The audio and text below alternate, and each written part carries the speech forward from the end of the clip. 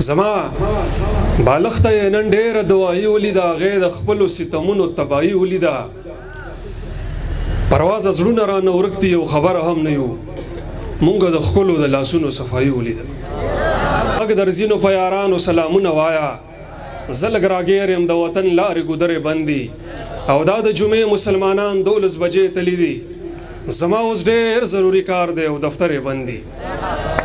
دا د جمعې مسلمانان 12 بجې تلي دي، زما اوس ډېر ضروري کار دی او دفتر یې بند دي. او د هغوی سوال دی چې موږ دومره شهیدان ولې یو؟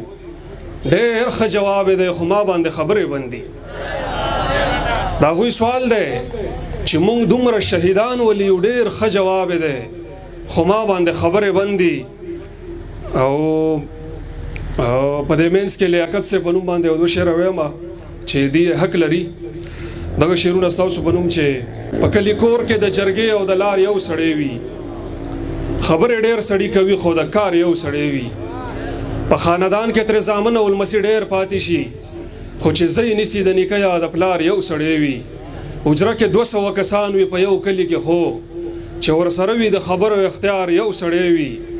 حجر اسود پروازه هر یو کاڼی نشي کېدی، سرونه ډېر وي خو لایق ته داستار یو سړی وي.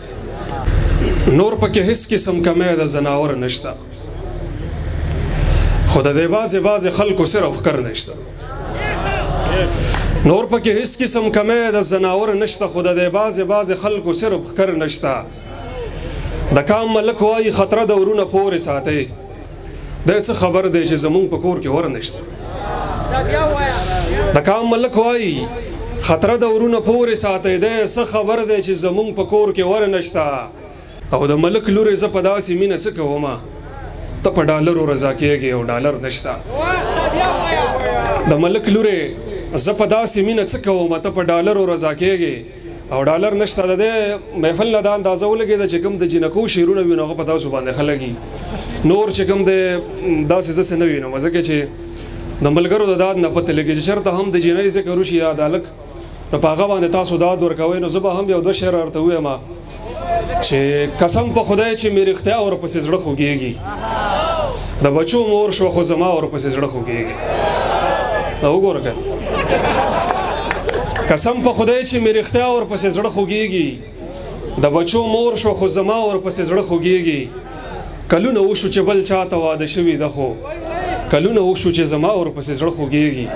او لږ ورته ووایئ چې ځې نو شاته مه راګوره، خفګان دې نه کوي خو بیا ورپسې زړه خوږېږي.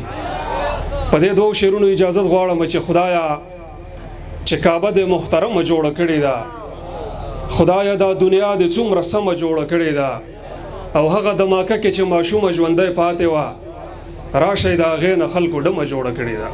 ډېره زیاته مننه، مهرباني. خفه درنه دا واړه کلی چم دی محترمه، په ګیره او پټکي کې جنت کوم دی محترمه. وطن د چا نه وران دی خدای خبر دی، خدا واوره دا څوک چې پکې ګرم نه دی دا ګرم دی محترمه. وطن د چا نه وران دی خدای خبر دی، خدا واوره دا څوک چې پکې ګرم نه دی دا ګرم دی محترمه. هیڅ خیر خبر دی نه راځي او ډېرې ورځې وشوې، ته چېرته یې زما سره دی غم دی محترمه. او ای ښکلیا په دوزخ مې پیرزو نشي خو یریږم، وران کړی دی زما د زړه حرم دی محترمه. زیاته مننه خوشحال صاحب، وخت مختصر دی او تاسو ډېر انتظار وکړو، د ټولو ډېره زیاته مننه په خصوصي توګه.